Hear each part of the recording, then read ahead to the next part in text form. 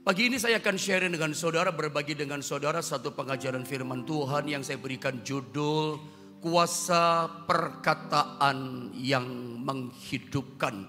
Saya berharap dengan kita menerima pengajaran firman Allah ini terjadi satu kelepasan, terjadi satu kemenangan dalam hidup kita. Bahkan kita mengalami namanya terobosan dari kuasa Tuhan, kuasa Roh Kudus yang dahsyat dalam hidup ini, dalam hidup kita.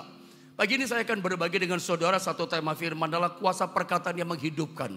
Saya kasih bocoran dari depan bahwa ketika kita memperkatakan satu perkataan yang kita imani perkataan itu, misalnya kita sakit atau kita terpuruk, lalu kita melepaskan perkataan iman dari janji firman Allah. Kita melepaskan perkataan iman dari kuasa yang bersumber dari diri kita, dari Roh Kudus yang permanen dwelling in you. Perhatikan begini, bocoran dari depan. Ketika kita melepaskan perkataan dengan iman, kita intens kita katakan. Setiap hari kita lepaskan perkataan itu. Saya sehat, kalau itu kita sakit. Kalau kita terpuruk, hancur ekonomi, kita berkata, saya diberkati Tuhan, saya dipulihkan Tuhan. Tiap hari ada perkatakan dengan iman. Karena itu ada janji Tuhan kan. Kita intens katakan, terus perkatakan, tiap hari kita perkatakan. Saya kasih tahu, kita bagaikan memberikan kehidupan pada perkataan itu.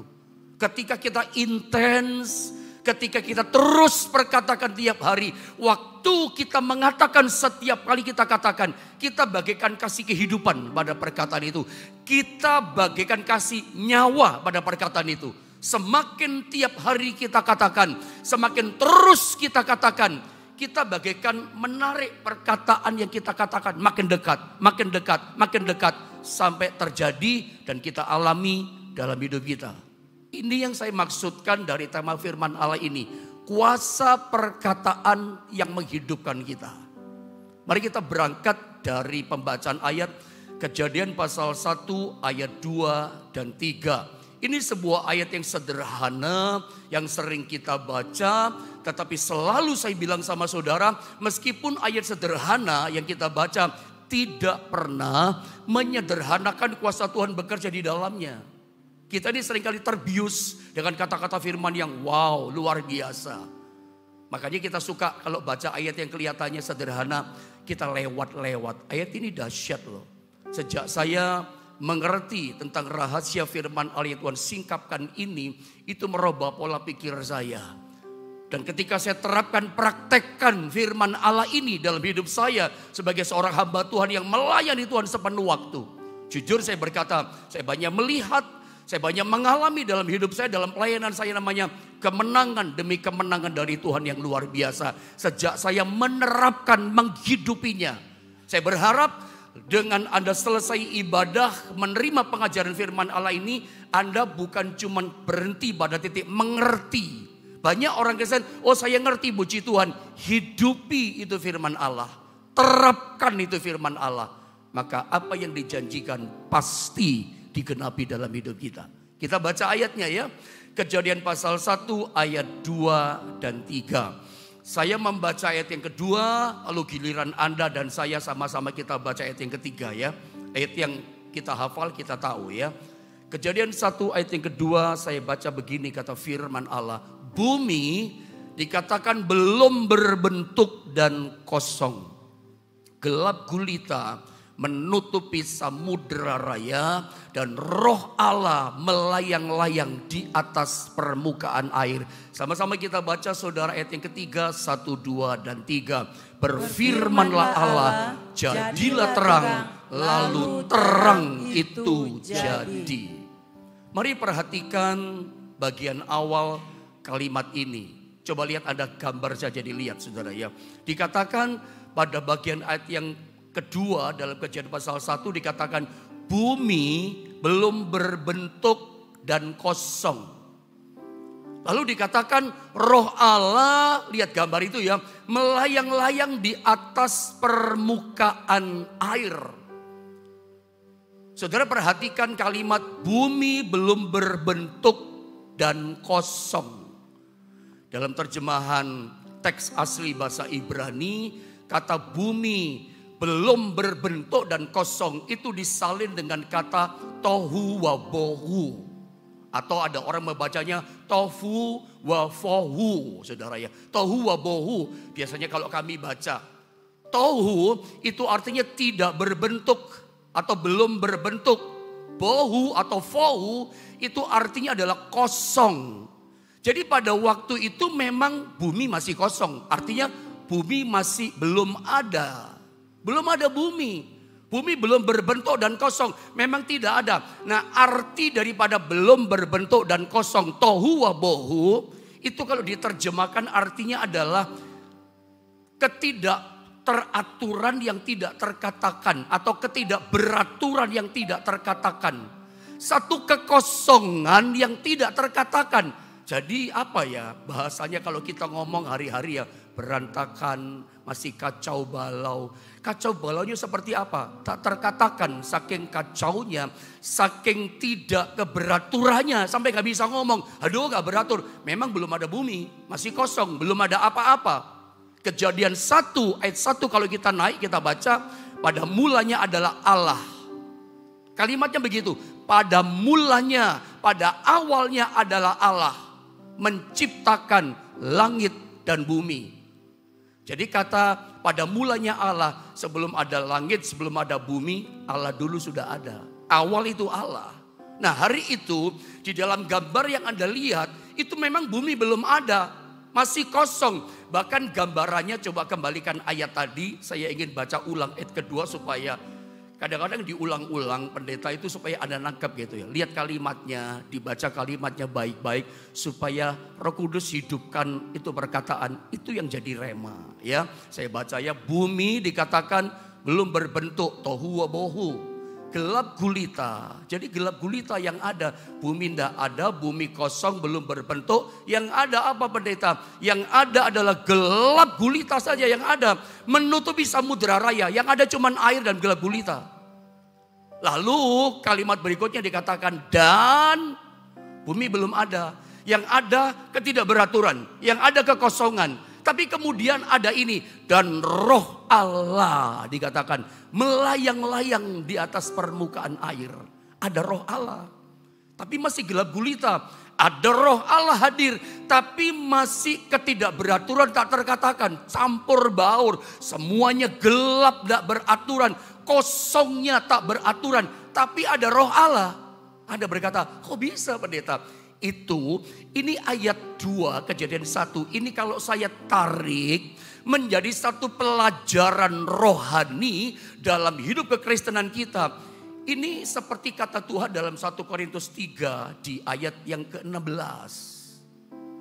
Ya, Alkitab katakan apa? Kehidupan kita. Tidak tahukah kamu bahwa kamu adalah bait Allah, rumah Allah, dan bahwa roh Allah diam di dalam kamu? Bukankah kita percaya sejak peristiwa Pentakosta yang digenapi dalam Kisah Rasul pasal 2 ayat yang keempat. Sejak Roh Kudus dicurahkan memenuhi para rasul. Sejak itulah kita tidak menanti-nanti lagi. Kisah 1 ayat 8, para rasul 120 orang sebutlah begitu. Mereka menanti-nantikan Roh Kudus. Mereka tidak tahu nanti Roh Kudus datangnya seperti apa, modelnya kayak apa, dia bekerja seperti apa. Mereka nggak tahu, tapi mereka menantikan datangnya Roh Kudus, menantikan. Saudara ya, tetapi kita nggak menanti lagi sejak para murid di loteng Yerusalem, atau lebih tepat saya katakan sejak Roh Kudus dicurahkan.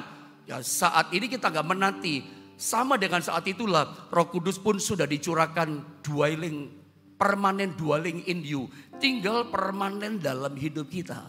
Tapi persoalannya, mungkin Anda berkata begini, lah pendeta, kalau ada Roh Kudus dalam hidup kita, seperti Roh Kudus ada dalam keadaan tohu wa bohu tadi. Roh Kudus ada, tapi kegelapan masih ada. Roh Kudus hadir melayang-layang di atas permukaan air yang tidak beraturan, yang tak terkatakan. Kosongnya tak terkatakan, campur baur, berantakan, gelap gulita. Padahal ada Roh Kudus. Bukankah ini menggambarkan hidup kita? Kita percaya 1 Korintus pasal 3 ayat 16, saya baca ulang sekali lagi ayat ini, dikatakan, tidak tahukah kamu, kata Alkitab, bahwa kamu adalah bait Allah. Ini mesti clear. Setiap kita tidak boleh tidak percaya, karena ini Alkitab yang berkata bahwa tubuh kita, hidup kita itu rumahnya Allah, tempat kediaman Allah. Dan Alkitab katakan roh Allah. Siapa roh Allah ini? Roh Kudus, Holy Spirit itu ada diam dalam hidup kita. Ini mesti jadi kepastian iman kita. Jangan sampai Anda nggak ngerti ini.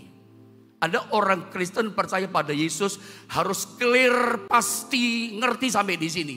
Siapapun kita, begitu kita percaya pada Yesus, Pentakosta, Roh Kudus dicurahkan, itu ada dalam hidup kita. Dia dimeteraikan, permanen dwelling in you, kata Amplified Bible, terjemahan bahasa Inggris 1 Korintus 16. Dia ada.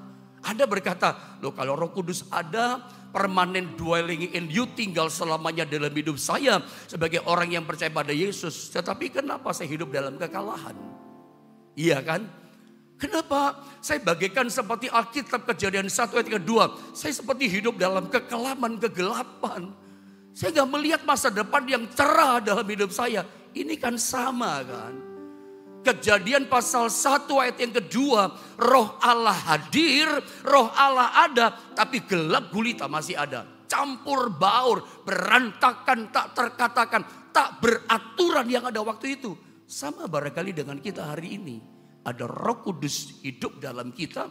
Ada Roh Kudus permanen dwelling in you dalam hidup Anda. Tetapi Anda berkata, tapi saya mengalami kekelaman dalam hidup saya. Saya berdoa belum ada jawaban. Saya sedang mengalami penderitaan, ekonomi saya hancur. Saya mengalami kegagalan. Anda mungkin mengalami yang namanya, belum mengalami namanya kelegaan dalam hidup Anda. Masalah tetap jadi masalah. Tetap gelap. Tetap hidup saudara merasa tidak beraturan, Pak, kacau balau. Apa masalahnya di sini? Saya pernah bilang sama saudara, coba Anda lihat dulu ya, Kisah pasal 1 ayat 8. Padahal Alkitab katakan kalau Roh Kudus itu permanen, dwelling in you, tinggal dalam hidup kita. Kita menerima kuasa. Mana kuasa itu? Kok tetap gelap? Mana kuasa itu? Kok tetap kelam hidup saya? Seperti tidak ada tanda-tanda masa depan yang cerah. Kayaknya saya gagal terus, kapan bangkitnya? Ini kan masalah kan? Padahal ayat ini berkata begini, saya ingin sama-sama deh kita baca Kisah Rasul pasal 1 ayat 8. Supaya ayat ini dihidupkan, saya rindu kita alami dan terjadi dalam hidup kita, saudara ya. Kisah 1 ayat yang ke-8. Ayo sama-sama kita baca 1, 2, dan 3. Tetapi kamu akan menerima kuasa kalau Roh Kudus turun ke atas kamu, dan kamu akan menjadi saksiku di Yerusalem dan di seluruh Yudea dan Samaria dan sampai ke ujung bumi. Yesus katakan sebelum naik ke sorga, dia janjikan nanti kamu terima kuasa. Kamu jangan pergi kemana-mana dulu. Ya, tidak usah pergi kemana. Nantikan janji Bapa, tetap tinggal di Yerusalem sampai Pentakosta terjadi. Sampai kamu mengalami Roh Kudus turun dalam hidupmu. Yesus berjanji begini, sebab ketika Roh Kudus turun tinggal dalam hidupmu, kamu menerima kuasa. Tapi kenapa kegelapan terjadi? Sudah ada kuasa. Ingat, Yohanes pasal 7 ayat 37 sampai 39. Kuasa Roh Kudus yang Yesus katakan, Yesus yang katakan, itu Roh Kudus yang dalam diri kita, itu bagaikan air yang mengalir. Jelas dia katakan, kalau kita datang percaya haus rindu minum itu air, dari dalam hatimu akan mengalir aliran-aliran air hidup. Rivers of living water. Kuasa Roh Kudus itu akan mengalir dari kehidupan kita. Nah masalahnya kenapa tetap gelapan? Kuasa itu belum mengalir. Anda ingat gak? Saya lupa itu ayat berapa, pasal berapa ya. Dalam kitab Yehezkiel, kalau tidak salah pasal 39. Nanti Anda tolong cek di rumah ya. Yehezkiel 39 itu pasalnya. Itu ketika Yehezkiel terima penglihatan. Itu ada air sungai kehidupan itu keluar dari takhta bait Allah Tuhan sebelah timur, dia keluar. Selalu kalau bicara tentang kuasa Allah, pemerintahan Allah datang dari timur gitu saudara. Itu air mengalir dari mulai mata kaki sampai lutut, sampai pinggang, sampai leher, Yeskil sampai berenang. Dan dia melihat apa? Ketika air river of living water yang keluar dari bait Allah itu mengalir, Yeskil lihat semua itu mengalami kehidupan. Itu air yang asin, ya, yang tidak ada ikan bisa hidup, pohon-pohonan nggak bisa hidup, itu jadi hidup, jadi tawar. Ikan jadi hidup, makhluk-makhluk jadi hidup. Yang dilewati river of living water itu jadi hidup. Ada kehidupan, menciptakan kehidupan. Mengalir. Kapan saudara yang ketika Roh Kudus sudah hadir melayang-layang di atas kegelapan. Melayang-layang di atas permukaan air. Melayang-layang di antara kekosongan yang tidak beraturan. Roh Kudus hadir melayang-layang di antara ketidakberaturan tak terkatakan. Kapan itu berubah menjadi terang kegelapan? Ada hari ini mengalami kegelapan? Kapan kuasa Roh Allah mengubahkan mencipta jadi terang? Berdasarkan dari ayat yang kita baca. Coba Anda lihat gambar ini sekali lagi. Next.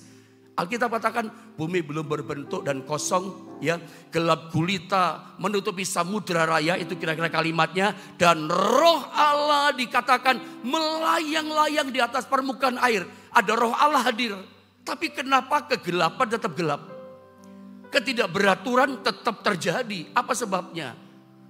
Saya coba tunjukkan sama saudara, kapan perubahan terjadi dari gelap gulita yang sangat kelam berubah jadi terang. Ada pemicunya, ada pentriggernya di sini. Allah itu buka mulut dan berfirman berkata, maka kuasanya mengalir. Lihat ayat ini, Kejadian 1 ayat 3. Saya ingin sama-sama kita membaca ayat ini. Pemicunya, triggernya adalah buka mulut dan berkata. Saudara ya, berkata dengan iman, kata itu jadi hidup. Mari kita baca ayat ini, Kejadian pasal 1 ayat 3, 2 dan 3. Berfirmanlah Allah, jadilah terang, lalu terang itu jadi. Kapan kegelapan, gelap gulita berubah jadi terang? Tuhan buka mulut, dia berkata berfirman, jadilah terang, lalu terang itu jadi. Ini pelajaran yang dari awal saya katakan. Berkata dengan iman, perkataan kita jadi hidup. Kapan kegelapan, ketidakberaturan berubah menjadi terang, menjadi baik. Kalau kita telusuri dalam penciptaan, hari pertama dikatakan baik, hari kedua baik, sampai hari kelima semuanya baik. Hari keenam ciptakan manusia, sungguh amat baik. Kapan itu terjadi? Baik-baik, bahkan sungguh amat baik, luar biasa. Ketika Tuhan itu berfirman, Tuhan berkata, Tuhan melepaskan perkataan yang gelap gulita. Roh Allah sudah ada, seperti Roh Allah ada dalam hidup kita. Tapi rindukan, kuasa itu bagaikan air yang mengalir keluar. Bagaimana supaya kuasa river of living water itu mengalir keluar? Ada mesti ngomong berkata. Saya pernah bilang sama saudara, dalam ilmu orang-orang yang suka cari kesaktian, bertapa di gunung-gunung. Orang cari ilmu kanuragan dibacok enggak apa-apa. Punya ilmu kesaktian ini, sakti ini. Mereka bilang apa? Kami itu mengambil kekuatan dari dalam. Secara metode benar. Caranya benar. Tetapi itu mengimitasi Roh Kudus. Sesungguhnya itu bukan kekuatan dari dalam, dari luar ke dalam. Kalau kita begitu percaya pada Yesus, itu automatically river of living water, kuasa air kehidupan, kuasa Roh Kudus itu ada ditaruh dalam diri kita, dimeteraikan, sumbernya ada dalam hidup kita, di hati kita. Nah Tuhan mau, Tuhan hidup begini, rivernya, sungainya itu airnya mengalir. Bagaimana cara mengalir airnya? Seperti Yeskil lihat dalam pasal 39. Air itu memberi kehidupan. Semua yang dilewati mati jadi hidup. Ada kehidupan, ada penciptaan, ada hal yang luar biasa, ada hal yang baru, ada hal yang baru, ada hal yang baru, ada hal yang baru. Kapan? Ketika river of living water itu mengalir, saudaranya. Orang yang cari kesaktian itu sepertinya benar, tapi metodenya cuma mengimitasi. Padahal cuma meniru saja. Sesungguhnya itu yang terjadi. Bagaimana kuasa itu mengalir. Anda mesti belajar berkata, memperkatakan. Ini konsep perjanjian lama. Dalam perjanjian baru, Yesus mengajar hal yang sama. Di dalam Markus pasal 11 ayat 23, Yesus mengajar sama murid-muridnya bagaimana mereka menang. Apa yang diajarkan sama Yesus? Lihat ayat ini. Saya bacakan untuk Anda. Aku berkata kepadamu, sesungguhnya, ini ajarannya Yesus kepada kita. Barang siapa berkata kepada gunung ini, saya ulang, barang siapa berkata, coba bilang sama-sama saya berkata. Berkata kepada siapa? Kepada gunung ini.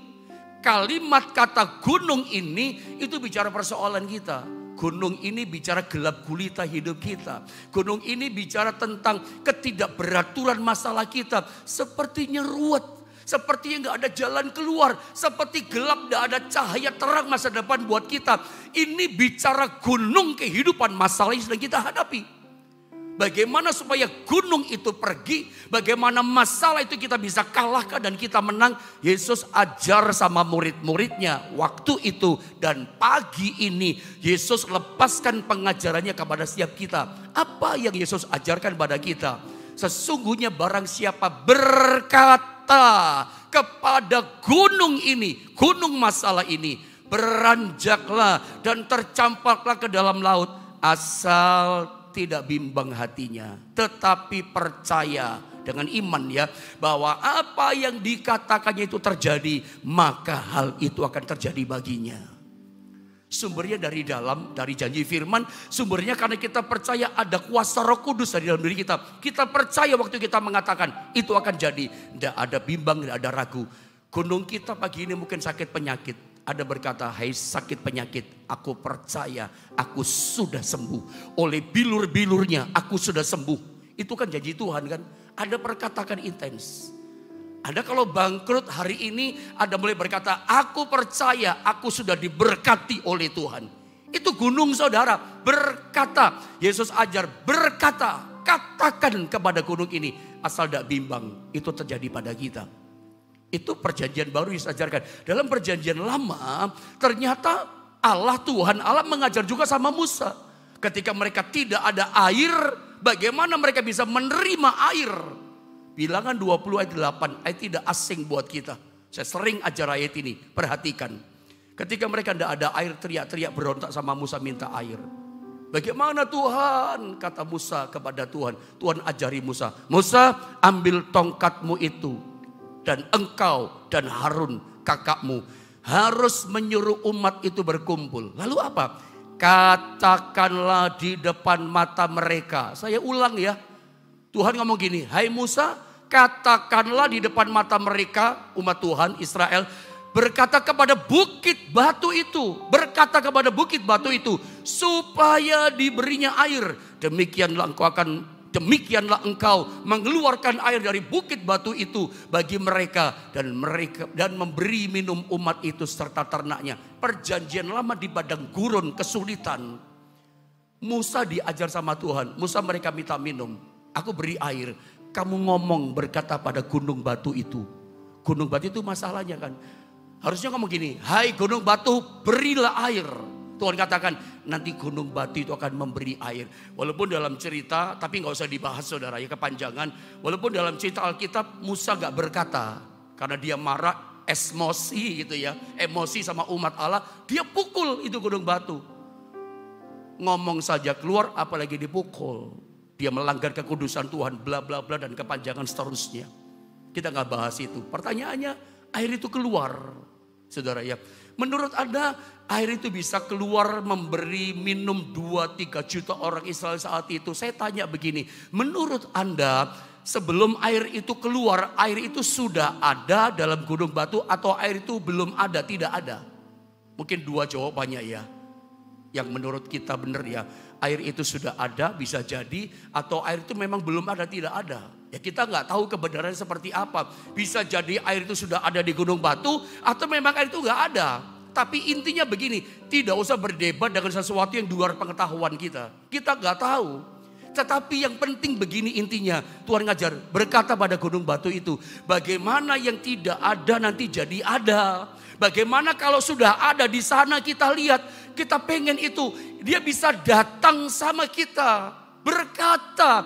Jadi mulut ini, lidah ini adalah alat perkataan mengambil yang tidak ada jadi ada. Yang terlihat itu bisa datang sama kita, berkata. Mengalami itu mesti berkata, kata Tuhan. Ini alat mengambil janji Tuhan, alat mengambil kesembuhanmu, alat mengambil berkatmu. Boleh nggak saya berkata kalau ada punya dagangan, punya toko, ada macam-macam item barang yang ada jual.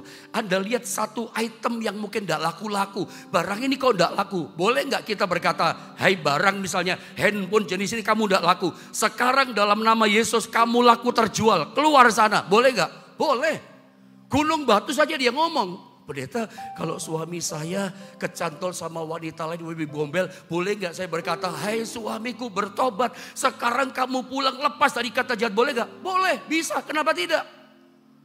Mulut ini alat yang diberikan Tuhan untuk berkata dengan iman, mengambil janji Tuhan, mengambil kesembuhanmu. Aku percaya aku sudah sembuh, aku percaya aku sudah dipulihkan. Boleh berkata. Singkat saja dalam Kejadian 22, dalam ayat 1-11 ini kisah tentang Abraham. Nurut sama Tuhan, mempersembahkan anaknya karena cinta sama Tuhan. Dalam perjalanan, saya potong ayatnya, ayat 7 dan 8. Anaknya ngomong begini, si Ishak. Ya, lalu berkatalah Ishak kepada Abraham ayahnya. Bapak, saud Abraham, ya anakku. Bertanyalah ia, si Ishak. Di sini sudah ada api dan kayu. Tetapi di manakah anak domba untuk korban bakaran itu? Lihat kata Abraham. Sahut Abraham. Kata Abraham. Apa perkataan Abraham? Allah yang akan menyediakan anak domba untuk korban bakaran baginya anakku. Demikianlah keduanya berjalan bersama dan seterusnya. Abraham berkata, padahal Abraham nggak tahu. Dia nggak tahu bahwa Allah menyediakan anak domba sebagai korban pengganti Ishak. Tapi dia berkata dengan iman di luar pengetahuannya. Tapi dia punya iman. Dia nggak tahu nanti bagaimana yang terjadi. Tapi dia katakan dengan iman. Hei anakku, nanti Allah Tuhan yang menyediakan anak dombanya. Padahal Abraham tahu anaknya mesti disembelih jadi korban persembahan. Tapi dia berkata Allah yang menyediakan. Makanya tertulis dalam Alkitab, Abrahamlah orang pertama yang mengatakan Jehovah Jireh. Abrahamlah yang menyebut Allah itu sebagai Allah yang menyediakan yang kita perlukan. Abraham yang berkata Jehovah Jireh dan betul-betul menyediakan. Boleh gak kita berkata seperti Abraham? Aku percaya Jehovah Jireh menyediakan segala keperluanku, menyediakan kebutuhan anakku. Boleh gak? Boleh. Abraham mengatakan dengan iman jadi. Kenapa dengan iman jadi? Perhatikan statement kata-kata saya ini. Bahwa tidak cukup kita jaga perkataan. Tidak ngomong kotor, ngomong suci, ngomong kudus. Memang betul kita mesti jaga perkataan. Jangan ngomong sembrono. Ya, saya setuju. Tetapi menurut saya kita mulai menciptakan, perhatikan dari awal. Bahwa tidak cukup kita jaga perkataan. Tetapi kita mulai belajar menciptakan sesuatu dengan perkataan kita. Perkataan iman tadi loh. Berkata kepada gunung batu kita. Berkata kepada sesuatu yang kita imani itu akan jadi. Bukan cuma jaga perkataan, jaga mulut. Tapi berkata, belajar berkata dengan iman setiap hari. Ayat terakhir, saya coba sodorkan sama saudara. Amsal 6 ayat 2. Ayo sama-sama kita kunci dengan ayat ini saudara. Amsal 6 ayat 2. 2 dan 3. Jikalau engkau terjerat dalam perkataan mulutmu, tertangkap dalam perkataan mulutmu. Sebetulnya apa sih maksud dari ayat ini? Saya terangkan lewat tulisan gambar berikutnya. Perkataan mulut kita dalam ayat tadi digambarkan seperti jerat net, seperti jaring. Saya ulang ya. Alkitab tadi setiap perkataan yang keluar dari mulut kita itu seperti jerat, seperti jaring. Ya, pada waktu kita melepaskan perkataan, bagaikan kita sedang melepaskan jaring, melepaskan net. Anda ngerti maksud saya? Ketika kita mengatakan aku sehat, aku sembuh, intent, tiap hari kita katakan. Itu seperti kita jaring sesuatu, kesembuhan kita jaring. Terus kita katakan, makin kita dapat. Semakin hari kita katakan, sering kita katakan. Itu seperti kita menarik jaring perkataan kita. Makin dekat, makin dekat, makin dekat, makin dekat kita. Jadi dan kita alami sembuh beneran kita. Ini saya bukan mengajarkan psikologi sama saudara, ilmu jiwa. Saya bukan sedang mengajarkan sesuatu yang memotivasi, pelajaran motivator, motivasi, enggak. Ini perkataan iman yang saya ajarkan. Saya mengajarkan perkataan firman bahwa dalam diri kita ada rivers of living water. Roh Kudus bagaikan sungai air kehidupan. Itu semua kalau air kehidupan mengalir, sakit sembuh. Ya, ekonomi mati jadi hidup. Rumah tangga kacau berantakan dipulihkan. Kapan? Ketika air mengalir. Roh Kudus sudah ada. Tapi untuk mengalir kuasanya belajar memperkatakan. Nggak cukup jaga perkataan. Tapi belajar memperkatakan perkataan iman. Makin kita terus mengatakan. Makin tiap hari kita mengatakan. Setiap kita mengatakan itu seperti lepas jaring. Jadi kesembuhan kita jaring. Makin terus kita berkata. Makin jaring kayak makin narik kita makin dekat. Nangkep maksud saya saudara. Makin dekat, makin dekat. Contoh yang terakhir. Ada kisah, pernah baca kisah 10 pengintai. Bersama dengan Yosua, berarti 12 dengan Kaleb. 10 pengintai setelah mengintai 40 hari tanah Kanaan mereka pulang. Lapor sama Musa, kita gak bisa masuk tanah Kanaan. Kita balik ke Mesir, kita pasti dimakan. Mereka besar raksasa, kita belalang. Wow, semua Israel mayoritas ketakutan, busuk iman mereka. Saya yakin 10 pengintai bukan cuma sekali saja waktu itu ngomong sama Musa. Begitu balik ke kemah, mereka terus ngomong berkali-kali. Sama tetangga kemahnya, sama keluarganya. Dari sini ngomong ke sini, wow jadi racun yang membusukkan iman semua orang Israel. Ngomongnya gak sekali, terus berkatakan, hancur imannya. Dan 10 pengintai, mayoritas yang terus memperkatakan itu, betul-betul mati di padang gurun. Gak bisa masuk tanah Kanaan.